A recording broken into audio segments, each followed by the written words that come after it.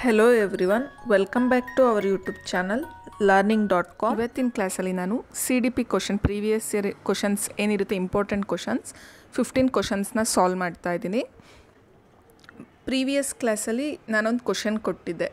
ಆ ಕ್ವಶನ್ಗೆ ಆನ್ಸರ್ನ ಕಮೆಂಟ್ ಮಾಡಿ ನೆಕ್ಸ್ಟ್ ಕ್ಲಾಸಲ್ಲಿ ನಾನು ಆ ಕ್ವಶನ್ಗೆ ಆನ್ಸರ್ ಆ್ಯಂಡ್ ಎಕ್ಸ್ಪ್ಲೈನ್ ಮಾಡ್ತೀನಿ ಅಂತ ಹೇಳಿದ್ದೆ. ಆ ಕ್ವಶನ್ಗೆ ಆನ್ಸರ್ ಏನು ಅಂತ ನೋಡ್ತಾ ಹೋಗೋಣ. A tool which is not related to self assessment in learning. ಕಲಿಕೆ ಸಂಬಂಧಿಸಿದಂತೆ ಸ್ವಮಾಪನಕ್ಕೆ ಸಂಬಂಧಿಸಿದ ಸಾಧನ.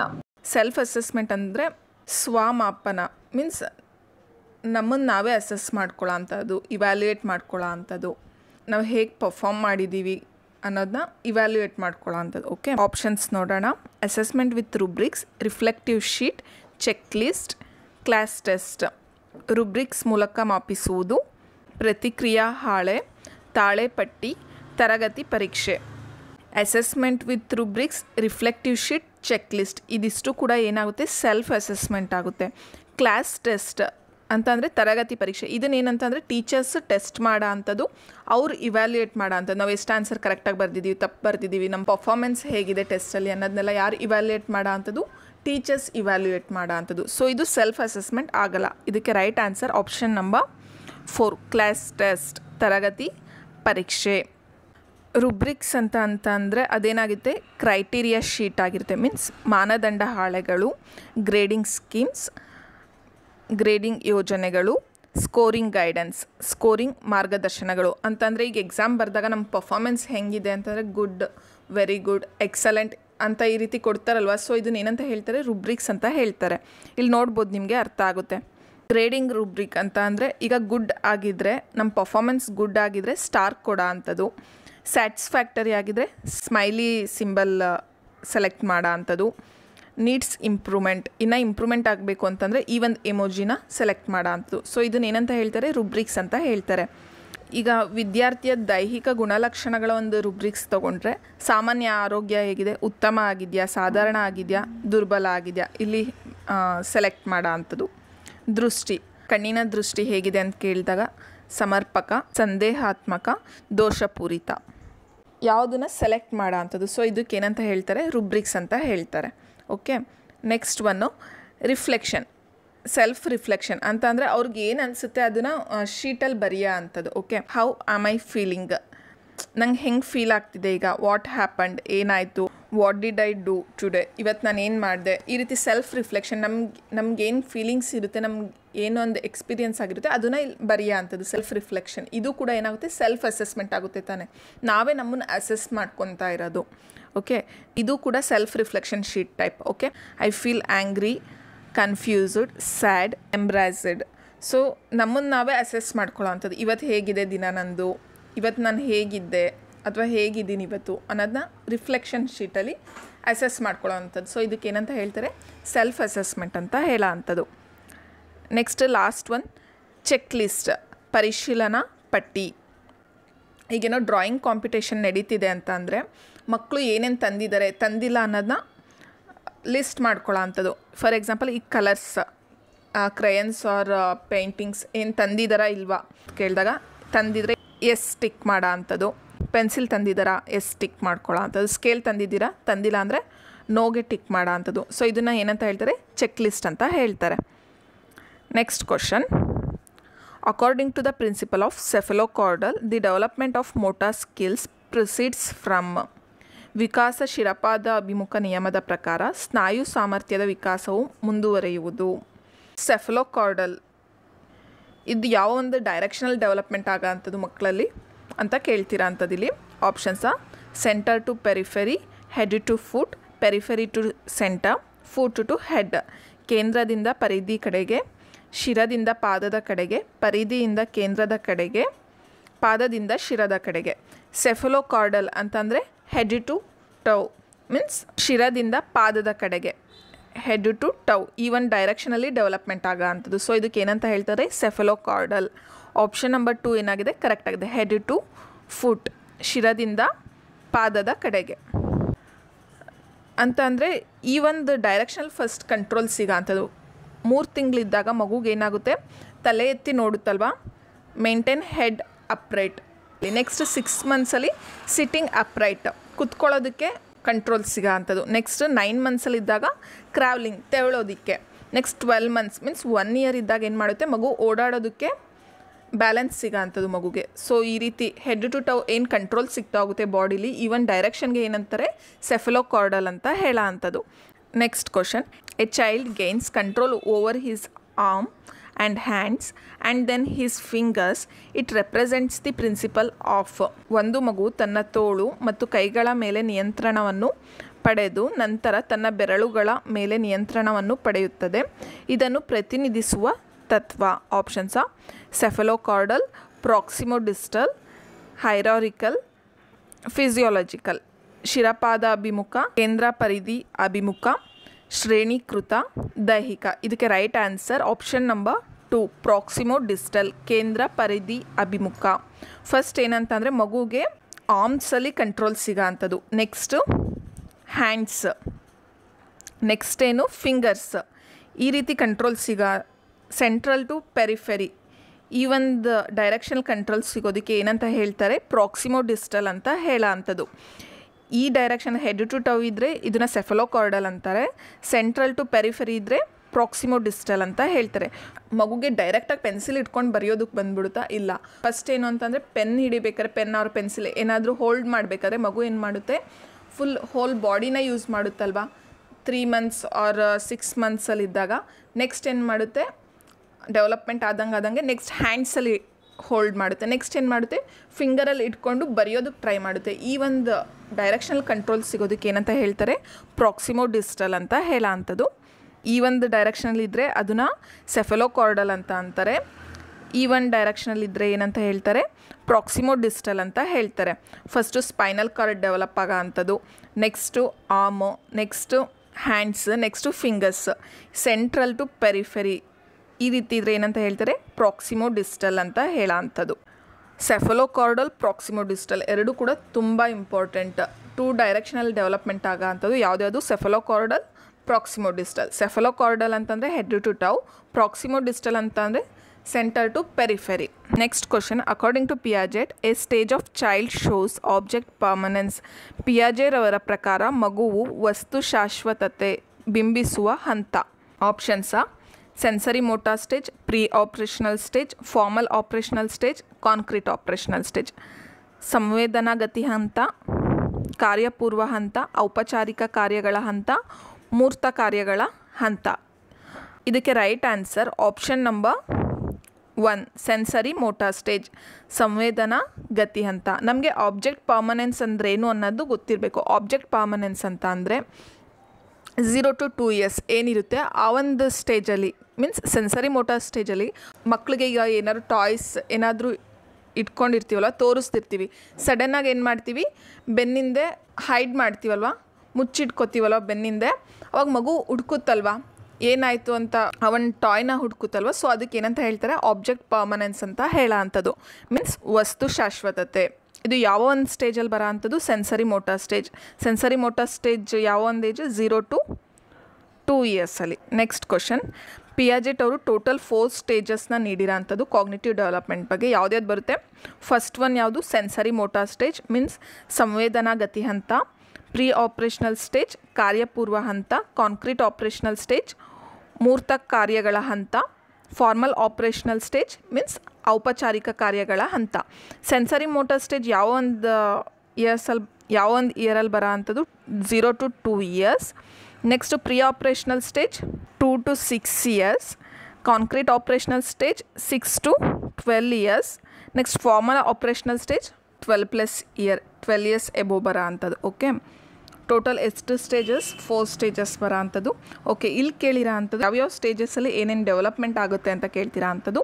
ಸೆನ್ಸರಿ ಮೋಟಾರ್ ಸ್ಟೇಜ್ ಪ್ರೀವಿಯಸ್ ಕ್ವಶನಲ್ಲೇ ಹೇಳಿದೆ ನಾನು, ಏನು object permanence. Okay, next pre operational stage, ಈ ಒಂದು ಸ್ಟೇಜಲ್ಲಿ ಲ್ಯಾಂಗ್ವೇಜ್ ಡೆವಲಪ್ಮೆಂಟ್ ಆಗೋ ಅಂಥದ್ದು. ನೆಕ್ಸ್ಟು ಕಾಂಕ್ರೀಟ್ ಆಪ್ರೇಷನಲ್ ಸ್ಟೇಜ್, ಈ ಒಂದು ಸ್ಟೇಜಲ್ಲಿ logical thinking. Next last one formal operational stage, problem solving. ಸಂವೇದನಾ ಗತಿ ಹಂತ, ವಸ್ತು ಶಾಶ್ವತತೆ. ನೆಕ್ಸ್ಟ್ ಕಾರ್ಯಪೂರ್ವ ಹಂತ, ಭಾಷಾ ಬೆಳವಣಿಗೆ.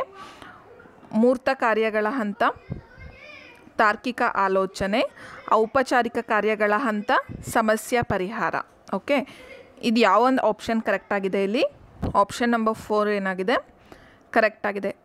Next question, in nature of a person with awareness of his environment is, ತನ್ನ ಪರಿಸರದ ಬಗೆಗೆ ಜಾಗೃತಿಯನ್ನು ಹೊಂದಿರುವ ವ್ಯಕ್ತಿಯ ಸ್ವಭಾವ.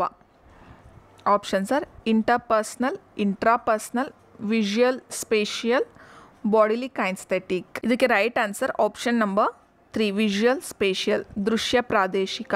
ಇದು ಯಾವೊಂದು ಕಾನ್ಸೆಪ್ಟ್ಗೆ ರಿಲೇಟೆಡ್ ಕ್ವಶನ್ ಅಂತ ಅಂದರೆ ಹಾರ್ವರ್ಡ್ ಗಾರ್ಡ್ನರ್ ಅವರು ಏನು ಥಿಯರಿ ಕೊಟ್ಟಿದ್ದಾರೆ ಇಂಟೆಲಿಜೆನ್ಸ್ದು, ಮಲ್ಟಿಪಲ್ ಇಂಟೆಲಿಜೆನ್ಸ್, ಅದಕ್ಕೆ ರಿಲೇಟೆಡ್ ಆಗಿರೋಂಥದ್ದು. ಟೋಟಲ್ 8 ಇಂಟೆಲಿಜೆನ್ಸ್ ಅವ್ರು ಕೊಟ್ಟಿರೋ ಅಂಥದ್ದು. ಸೊ ಅದರಲ್ಲಿ ಎನ್ವೈರ್ನಮೆಂಟ್ಗೆ ರಿಲೇಟೆಡ್ ಅಂತಂದರೆ ಅವರು ನ್ಯಾಚುರಲಿಸ್ಟಿಕ್ ಆಗಿರ್ತಾರೆ. ಓಕೆ, ಬಟ್ ಇಲ್ಲಿ ಯಾವುದೇ ರೀತಿ ನ್ಯಾಚುರಲಿಸ್ಟಿಕ್ ಅನ್ನೋ ಒಂದು ಆಪ್ಷನ್ ಕೊಟ್ಟಿಲ್ಲ. ಕೊಟ್ಟಿರೋಂಥ ಆಪ್ಷನ್ಸಲ್ಲಿ ಮೋಸ್ಟ್ ಸೂಟೇಬಲ್ ಅಂತಂದರೆ option number 3 visual and spatial. Means ಎನ್ವೈರ್ನಮೆಂಟ್ನ ವಿಜುವಲ್ ಮಾಡೋ ಅಂಥದ್ದು, ನೋಡೋ ಅಂಥದ್ದು, ಸ್ಪೇಷಿಯಲ್ ಫೀಲ್ ಮಾಡ್ಕೊಂಡು ಇಮ್ಯಾಜಿನೇಷನ್ ಮಾಡ್ಕೊಳ್ಳೋ ಅಂಥದ್ದು. ಎನ್ವೈರ್ನಮೆಂಟ್ ರಿಲೇಟೆಡ್ ಅಂತಂದರೆ ಅವರು ನ್ಯಾಚುರಲಿಸ್ಟಿಕ್ ಆಗಿರ್ತಾರೆ. ಇದಕ್ಕೆ ರೈಟ್ ಆನ್ಸರ್ ಆಪ್ಷನ್ ನಂಬರ್ 3 ದೃಶ್ಯ ಪ್ರಾದೇಶಿಕ. Next question, psychologist associated with language development is, ಭಾಷಾ ವಿಕಾಸದೊಂದಿಗೆ ಸಹಭಾಗಿತ್ವವನ್ನು ಹೊಂದಿದ ಮನೋವಿಜ್ಞಾನಿ. Options are Noam Chomsky, William James, Carl Roger, Erik Erikson. ಇದಕ್ಕೆ right answer option number 1 Noam Chomsky. Noam Chomsky ಅವರು ಲ್ಯಾಂಗ್ವೇಜ್ ಡೆವಲಪ್ಮೆಂಟ್ ಥಿಯರಿಯನ್ನು ನೀಡಿರ್ತಾರೆ. ಅವರು ಏನೇನು ಹೇಳ್ತಾರೆ ಆ ಒಂದು ಥಿಯರಿಯಲ್ಲಿ ಯಾವ್ಯಾವ ಕಾನ್ಸೆಪ್ಟ್ ಬಗ್ಗೆ ಹೇಳ್ತಾರೆ ಅಂತ ಅಂದರೆ ಇನ್ನೆಟ್ ಎಬಿಲಿಟಿ, ಅಂದರೆ ಮಗುಗೆ ಹುಟ್ಟಿನಿಂದನೇ ಇನ್ನೆಟ್ ಎಬಿಲಿಟಿ ಅನ್ನೋದಿರುತ್ತೆ ಲ್ಯಾಂಗ್ವೇಜ್ ಡೆವಲಪ್ಮೆಂಟ್ ಬಗ್ಗೆ ಅಂತ ಹೇಳ್ತಾರೆ. ನೆಕ್ಸ್ಟ್ ಲ್ಯಾಂಗ್ವೇಜ್ ಅಕ್ವಿಸಿಷನ್ ಡಿವೈಸ್ ಅನ್ನೋದಿರುತ್ತೆ. LAD ಫುಲ್ ಫಾರ್ಮ್ ಏನು? Language acquisition device. Generative grammar ಬಗ್ಗೆ ಹೇಳ್ತಾರೆ. ಜನರೇಟಿವ್ ಗ್ರಾಮರ್ ಅಂತ ಅಂದರೆ ಮಕ್ಕಳು ಈಗ ಪೇರೆಂಟ್ಸ್ ಆಗಿರ್ಬೋದು, ನೈಬರ್ಸ್ ಆಗಿರ್ಬೋದು, ಟೀಚರ್ಸ್ ಏನು ಮಾತಾಡ್ತಿರ್ತಾರೆ ಆ ಮಾತಾಡೋದನ್ನ ಅವರು ವರ್ಡ್ಸ್, ಸೆಂಟೆನ್ಸ್ನ ಪಿಕ್ ಮಾಡಿ ಲ್ಯಾಂಗ್ವೇಜ್ ಅಕ್ವಿಸಿಷನ್ ಡಿವೈಸಲ್ಲಿ ಜನ್ರೇಟ್ ಮಾಡ್ತಾರಲ್ವ, ಸೊ ಅದನ್ನ ಏನಂತ ಹೇಳ್ತಾರೆ? ಜನರೇಟಿವ್ ಗ್ರಾಮರ್ ಅಂತ ಹೇಳ್ತಾರೆ. ಯೂನಿವರ್ಸಲ್ ಗ್ರಾಮರ್ ಬಗ್ಗೆ ಹೇಳ್ತಾರೆ. ಯೂನಿವರ್ಸಲ್ ಗ್ರಾಮರ್ ಅಂತ ಅಂದರೆ ಅಮೆರಿಕಾದಲ್ಲಾಗಿರ್ಬೋದು, ಇಂಡಿಯಾದಲ್ಲಾಗಿರ್ಬೋದು, ಬೇರೆ ಯಾವುದೇ ಕಂಟ್ರಿಲಾಗ್ಬೋದು, ಎಲ್ಲ ಮಗುವಿನಲ್ಲೂ ಕೂಡ ಒಂದೇ ರೀತಿ ಲ್ಯಾಂಗ್ವೇಜ್ ಡೆವಲಪ್ಮೆಂಟ್ ಆಗೋ ಅಂಥದ್ದು. ಮಕ್ಕಳಲ್ಲಿ ಇನ್ನೇಟ್ ಎಬಿಲಿಟಿ ಇರುತ್ತೆ ಲ್ಯಾಂಗ್ವೇಜ್ ಡೆವಲಪ್ಮೆಂಟ್ಗೆ, ಹುಟ್ಟಿನಿಂದನೇ ಬಂದಿರೋ ಅಂಥದ್ದು. ಮಕ್ಕಳು ಗೊತ್ತಿರುತ್ತೆ ಮಾತಾಡ್ಬೇಕಾರೆ, ಚಿಕ್ಕ ಮಕ್ಕಳಿಗೆ ಫಸ್ಟ್ ಸಬ್ಜೆಕ್ಟ್ ಬರುತ್ತೆ, ಆಮೇಲೆ ವರ್ಬ್ ಬರುತ್ತೆ, ಆಮೇಲೆ ಆಬ್ಜೆಕ್ಟ್ ಬರುತ್ತೆ, ಹೀಗೆ ಮಾತಾಡಬೇಕು, ಇದೇ ರೀತಿ ಸೆಂಟೆನ್ಸ್ ಫಾರ್ಮೇಷನ್ ಇರಬೇಕು ಅನ್ನೋದು ಗೊತ್ತಿರುತ್ತೆ. ನೋ, ಲ್ಯಾಂಗ್ವೇಜ್ ಡೆವಲಪ್ಮೆಂಟ್ ಅನ್ನೋದೇನು ಯೂನಿವರ್ಸಲ್ ಗ್ರಾಮರ್. ಯಾವುದೇ ದೇಶದಲ್ಲಿದ್ದರೂ ಹೇಗೆ ಇದ್ದರೂ ಲ್ಯಾಂಗ್ವೇಜ್ ಡೆವಲಪ್ಮೆಂಟ್ ಅನ್ನೋದು ಮಕ್ಕಳಲ್ಲಿ ಯೂನಿವರ್ಸಲ್ ಆಗಿರುತ್ತೆ ಅನ್ನೋದನ್ನೇ ಇಲ್ಲಿ ಹೇಳ್ತೀರಾ ಅಂಥದ್ದು. The father of modern linguistic ಯಾರು? ನಾಮ್ ಚಾಮ್ಸ್ಕಿ ಅವರು. ಲ್ಯಾಂಗ್ವೇಜ್ ಡೆವಲಪ್ಮೆಂಟ್ ಥಿಯರಿನ ಲ್ಯಾಂಗ್ವೇಜ್ ಅಕ್ವಿಸಿಷನ್ ಥಿಯರಿ ಅಂತಲೂ ಹೇಳ್ತಾರೆ, ನೇಟಿವಿಸ್ಟ್ ಥಿಯರಿ ಅಂತಲೂ ಹೇಳ್ತಾರೆ, ಡೀಪ್ ಸ್ಟ್ರಕ್ಚರ್ ಥಿಯರಿ ಅಂತಲೂ ಕೂಡ ಹೇಳ್ತಾರೆ. ಈ ಥಿಯರಿ ನೀಡಿದವರು ಯಾರು? ನಾಮ್ ಚಾಮ್ಸ್ಕಿ ಅವರು. Next question, the concept of androgyny means presence of, ಉಭಯಲಿಂಗಿತ ಪರಿಕಲ್ಪನೆಯಲ್ಲಿ ಸಮಕ್ರಮಿಸಬಹುದಾದ ಗುಣ. Options are masculine characteristics, feminine characteristics, both masculine and feminine characteristics, neither masculine nor feminine characteristics. ಗಂಡುತನದ ಗುಣಗಳಿರುವುದು, ಹೆಣ್ಣುತನದ ಗುಣಗಳಿರುವುದು, ಗಂಡುತನ ಮತ್ತು ಹೆಣ್ಣುತನದ ಎರಡು ಗುಣಗಳಿರುವುದು, ಗಂಡುತನ ಮತ್ತು ಹೆಣ್ಣುತನದ ಎರಡು ಗುಣಗಳಿಲ್ಲದಿರುವುದು. ಇದಕ್ಕೆ right answer option number 3 both masculine and feminine characteristics. ಗಂಡುತನ ಮತ್ತು ಹೆಣ್ಣುತನದ ಎರಡು ಗುಣಗಳಿರುವುದು. ಆಂಡ್ರೋಜಿನಿ ಮೀನ್ಸ್ ಏನು? ಆ ಒಂದು ಪರ್ಸನಲ್ಲಿ ಬೋತ್ ಗಂಡುತನ ಹಾಗೂ ಹೆಣ್ಣುತನದ ಎರಡು ಕ್ಯಾರೆಕ್ಟರಿಸ್ಟಿಕ್ಸ್ ಇರೋ ಅಂಥದ್ದು. Next question, a baby can't walk before he acquires the ability to stand. Similarly he must have to learn how to walk before starting to run. This idea is associated with. ಮಗುವು ನಿಲ್ಲುವ ಸಾಮರ್ಥ್ಯವನ್ನು ಹೊಂದುವ ಮೊದಲು ನಡೆಯಲು ಸಾಧ್ಯವಾಗುವುದಿಲ್ಲ. ಹಾಗೆಯೇ ಮಗುವು ಓಡಲು ಪ್ರಾರಂಭಿಸುವ ಮೊದಲು ನಡಿಗೆ ಕಲಿಯಬೇಕು. ಈ ಸಂಗತಿಯನ್ನು ಹೊಂದಿರುವ ಅಂಶ. ಮಗುಗೆ ನಿಲ್ಲಕ್ಕೆ ಬರಲಿಲ್ಲ ಅಂದರೆ ಅದು ಹೇಗೆ ವಾಕ್ ಮಾಡುತ್ತೆ? ಮಗುಗೆ ನೆಟ್ದಾಡೋಕ್ಕೆ ಬರ್ತಿಲ್ಲ ಅಂತಂದರೆ ಓಡೋದಕ್ಕಾಗುತ್ತಾ? ಇಲ್ಲ. ಸೊ ಇದೆಲ್ಲ ಒಂದು ಏನಾಗಿರುತ್ತೆ? ಇದೆಲ್ಲ ಏನು? Principle of uniformity of pattern. Option number 2 ಏನಾಗಿದೆ? ಕರೆಕ್ಟ್ ಆಗಿದೆ. ವಿನ್ಯಾಸ ಏಕರೂಪತಾ ನಿಯಮ. ಪ್ರಿನ್ಸಿಪಲ್ ಆಫ್ ಕಂಟಿನ್ಯೂಟಿ ಅಂತಂದರೆ ಡೆವಲಪ್ಮೆಂಟ್ ಅನ್ನೋದೇನು? ಓಮ್ ಟು ಟೋಮ್ ಮೀನ್ಸ್ ಹುಟ್ಟಿನಿಂದ ಮರಣದವರೆಗೂ ಡೆವಲಪ್ಮೆಂಟ್ ಅನ್ನೋದು ಮನುಷ್ಯನಲ್ಲಿ ಇದ್ದೇ ಇರುತ್ತೆ, ಹ್ಯೂಮನಲ್ಲಿ. ಓಕೆ, ಸೊ ಈ ಕ್ವಶನ್ಗೆ right answer option number 2 principle of uniformity of pattern, ಒಂದು ಪ್ಯಾಟ್ರನಲ್ಲಿ ಡೆವಲಪ್ಮೆಂಟ್ ಆಗೋ ಅಂಥದ್ದು. Okay, next question. The trait of human being that is determined by heredity, ಅನುವಂಶವು ನಿರ್ಧರಿಸುವ ಮಾನವ ಗುಣ. Options are intuition, intelligence, insight, instinct. ಇದಕ್ಕೆ right answer option number 2, intelligence, ಬುದ್ಧಿಶಕ್ತಿ. ಅಂತಂದರೆ ಪೇರೆಂಟ್ಸ್ ಟು ಆಫ್ ಸ್ಪ್ರಿಂಗ್ಸ್ ಬಂದಿರೋ ಅಂಥದ್ದು ಇಂಟೆಲಿಜೆನ್ಸ್. ಓಕೆ, ಈಗ ಪೇರೆಂಟ್ಸ್ ಬುದ್ಧಿವಂತರು ಇದ್ದರೆ ಮಕ್ಕಳು ಕೂಡ ಏನಾಗಿರ್ತಾರೆ, ಬುದ್ಧಿವಂತರು ಇರ್ತಾರೆ. ಇದೆಲ್ಲ ಏನು ಹೆರಿಡಿಟಿಯಿಂದ ಬಂದಿರೋ ಅಂಥದ್ದು. Next question. Common interest and traits leads to the formation of a form and intimate friendships during the period among childrens is.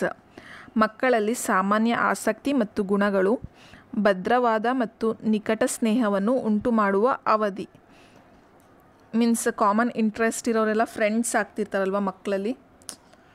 So ಯಾವೊಂದು ಪೀರಿಯಡಲ್ಲಿ ಹೆಚ್ಚಾಗ ಅಂಥದ್ದು ಈ ರೀತಿ ಅಂತ ಕೇಳ್ತೀರಾ ಅಂಥದ್ದು. Options are early childhood, middle childhood, later childhood, adolescence. ಈ ಕ್ವಶನ್ಗೆ right answer option number 4, adolescence, ತಾರುಣ್ಯಾವಧಿ. Next question. A transition from interaction that are basically self-oriented to interactions that are other-oriented that takes place. ಪರಸ್ಪರಾನುಕ್ರಿಯೆಯಿಂದ ಮೂಲತಃ ಸ್ವಕೇಂದ್ರಿತದಿಂದ ಇತರ ಕೇಂದ್ರಿತದೆಡೆಗೆ ಬದಲಾವಣೆ ಉಂಟಾಗುವ ಅವಧಿ. Options are infancy period, preschool period, school period, adolescence period.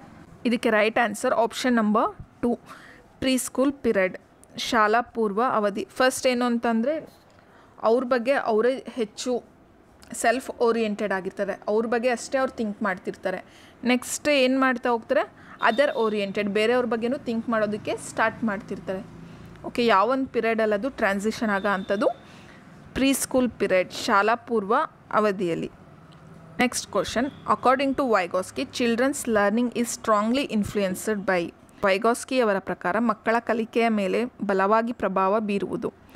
Options social factor, moral factor, physical factor, emotional factor. ಸಾಮಾಜಿಕ ಅಂಶ, ನೈತಿಕ ಅಂಶ, ಶಾರೀರಿಕ ಅಂಶ, ಸಂವೇಗಾತ್ಮಕ ಅಂಶ. ಇದಕ್ಕೆ right answer option number 1, social factor means ಸಾಮಾಜಿಕ ಅಂಶ. ವೈಗಾಸ್ಕಿ ಅವ್ರ ಥಿಯರಿ ಕೊಟ್ಟಿರೋದು ಯಾವುದು, ಸೋಷಿಯೋ ಕಲ್ಚರಲ್ ಥಿಯರಿ. ಅವ್ರು ಏನು ಹೇಳ್ತಾರೆ ಈ ಒಂದು ಥಿಯರಿಲಿ, ಸೋಷಿಯೋ ಕಲ್ಚರ್ ಥಿಯರಿಲಿ ಮಕ್ಕಳ ಕಲಿಕೆ ಹೇಗೆ ಸ್ಟ್ರಾಂಗ್ ಆಗ ಅಂಥದ್ದು ಸೋಷಿಯಲ್ ಫ್ಯಾಕ್ಟರ್ ಮೀನ್ಸ್ ಸಾಮಾಜಿಕ ಅಂಶ, ಕಲಿಕೆ ಮೇಲೆ ತುಂಬ ಹೆಚ್ಚು ಪ್ರಭಾವ ಬೀರುತ್ತೆ ಅನ್ನೋದನ್ನ ಹೇಳ್ತಾರೆ. Next. The process that begins with infancy and continues throughout life is. ಶೈಶವ ಅವಧಿಯಲ್ಲಿ ಪ್ರಾರಂಭಗೊಂಡು ಜೀವನ ಪರ್ಯಂತ ಮುಂದುವರಿಯುವ ಪ್ರಕ್ರಿಯೆ. Options are creativity, memory, socialization, attitude. ಸೃಜನಶೀಲತೆ, ಸ್ಮೃತಿ, ಸಮಾಜೀಕರಣ, ಮನೋಭಾವ. ಇದಕ್ಕೆ right answer option number 3, socialization, ಸಾಮಾಜೀಕರಣ. ಸೋಷಿಯಲೈಸೇಷನ್ ಏನು, ಕಂಟಿನ್ಯೂಸ್ ಥ್ರೂಔಟ್ ಲೈಫ್, ಅದು ಜೀವನ ಪರ್ಯಂತ ಮುಂದುವರಿಯುವ ಒಂದು ಪ್ರಕ್ರಿಯೆ ಆಗಿರುತ್ತೆ. Okay, next question. These are the criterias of a good discussion except this. ಈ ಒಂದನ್ನು ಹೊರತುಪಡಿಸಿ ಇವು ಉತ್ತಮ ಚರ್ಚೆಯ ಮಾನದಂಡಗಳು. Options are teacher may let 1 or 2 students to dominate during discussion. The discussion should not be deviated. It should be healthy discussion. 1 student at a time should be allowed to talk. ಚರ್ಚೆಯ ಸಮಯದಲ್ಲಿ ಶಿಕ್ಷಕರು ಒಬ್ಬ ಅಥವಾ ಇಬ್ಬರು ವಿದ್ಯಾರ್ಥಿಗಳು ಪ್ರಬಲವಾಗುವಂತೆ ಮಾಡಬಹುದು. ಚರ್ಚೆ ವಿಷಯಾಂತರವಾಗಬಾರದು. ಆರೋಗ್ಯಕರ ಚರ್ಚೆಯಾಗಬೇಕು. ಏಕಕಾಲದಲ್ಲಿ ಒಬ್ಬ ವಿದ್ಯಾರ್ಥಿ ಮಾತನಾಡಲು ಅವಕಾಶ ನೀಡಬೇಕು. ಇದಕ್ಕೆ ಇಲ್ಲಿ ಎಕ್ಸೆಪ್ಟ್ ಅಂತ ಕೇಳ್ತೀರಾ ಅಂಥದ್ದು, ಹೊರತುಪಡಿಸಿ ಅಂತ. ಸೊ ಈ ಕ್ವಶನ್ಗೆ ರೈಟ್ ಆನ್ಸರ್ ಆಪ್ಷನ್ ನಂಬರ್ 1 ಏನಿದೆ, ಚರ್ಚೆಯ ಸಮಯದಲ್ಲಿ ಶಿಕ್ಷಕರು ಒಬ್ಬ ಅಥವಾ ಇಬ್ಬರು ವಿದ್ಯಾರ್ಥಿಗಳು ಪ್ರಬಲವಾಗುವಂತೆ ಮಾಡಬಹುದು. ಅಲ್ಲಿ ಒಬ್ರನ್ನಷ್ಟೇ ಪ್ರಬಲವಾಗುವಂತೆ ಮಾಡಬಹುದು, ಇಬ್ಬರನ್ನ ಅಟ್ ಎ ಟೈಮ್ ಆಗೋದಿಲ್ಲ, ಹೌದಲ್ವಾ? ಸೊ ಇದಕ್ಕೆ ರೈಟ್ ಆನ್ಸರ್ ಆಪ್ಷನ್ ನಂಬರ್ 1. ಇಲ್ಲಿ ನೆಗೆಟಿವ್ ಕ್ವಶನ್ ಕೇಳ್ತೀರಾ ಅಂಥದ್ದು. Discussion shouldn't be deviated. ಅಲ್ಲೇನು ಡಿಸ್ಕಷನ್ ಮಾಡ್ತಿರ್ತಾರೆ ಅದು ಮಾತ್ರ ಡಿಸ್ಕಷನ್ ಮಾಡಬೇಕು, ಅಲ್ಲಿ ಬೇರೆ ಡಿಸ್ಕಷನ್ ಬರಬಾರ್ದು, ಡಿವಿಯೇಟ್ ಆಗಬಾರ್ದು. ಇದು ಕೂಡ ಕರೆಕ್ಟ್ ಆಗಿದೆ. ಹೆಲ್ತಿ ಡಿಸ್ಕಷನ್ ಆಗಿರಬೇಕು ಅದು. 1 student at a time should be allowed to talk. ಅಲ್ಲಿ ಅಟ್ ಎ ಟೈಮ್ ಒಬ್ರಿಗಷ್ಟೇ ಟಾಕ್ ಮಾಡೋದಕ್ಕೆ ಕೊಡಬೇಕಲ್ಲಿ. Next one, behaviours can be shaped by the following learning. ಈ ಕೆಳಗಿನ ಕಲಿಕೆಯಿಂದ ವರ್ತನೆಗಳನ್ನು ರೂಪಿಸಬಹುದು. Options operant conditioning, classical conditioning, trial and error, insight. ಕ್ರಿಯಾಜನ್ಯ ಅನುಬಂಧ, ಶಾಸ್ತ್ರೀಯ ಅನುಬಂಧ, ಪ್ರಯತ್ನ ದೋಷ, ಒಳನೋಟ. ಈ ಒಂದು ಕ್ವಶನ್ಗೆ ಏನು ರೈಟ್ ಆನ್ಸರ್ ಅಂತ ಕಮೆಂಟ್ ಬಾಕ್ಸಲ್ಲಿ ಕಮೆಂಟ್ ಮಾಡಿ. ನೆಕ್ಸ್ಟ್ ಕ್ಲಾಸಲ್ಲಿ ಈ ಕ್ವಶನ್ಗೆ ಏನು ಆನ್ಸರ್ ಅಂತ ನೆಕ್ಸ್ಟ್ ಕ್ಲಾಸಲ್ಲಿ ಹೇಳ್ತೀನಿ. ಐ ಹೋಪ್ ಈ ಕ್ಲಾಸ್ ನಿಮ್ಗೆ ಅರ್ಥ ಆಗಿದೆ ಅಂದ್ಕೊಂಡಿದ್ದೀನಿ. ಕರ್ನಾಟಕ TT ಹಾಗೂ ಸೆಂಟ್ರಲ್ TT ಎಕ್ಸಾಮ್ಗೆ ಯೂಸ್ಫುಲ್ ಆಗುತ್ತೆ. ನಮ್ಮ ಯೂಟ್ಯೂಬ್ ಚಾನಲಲ್ಲಿ ಪ್ರೀವಿಯಸ್ ಇಯರ್ ಕ್ವಶನ್ಸ್ ಆಗಿರ್ಬೋದು, TT ಎಕ್ಸಾಮ್ಗೆ ಇಂಪಾರ್ಟೆಂಟ್ ಕಾನ್ಸೆಪ್ಟ್ಸ್ ಏನಿದೆ ಬೋತ್ ಕನ್ನಡ ಆ್ಯಂಡ್ ಇಂಗ್ಲೀಷಲ್ಲಿ ಎಕ್ಸ್ಪ್ಲೈನ್ ಮಾಡಿದ್ದೀನಿ.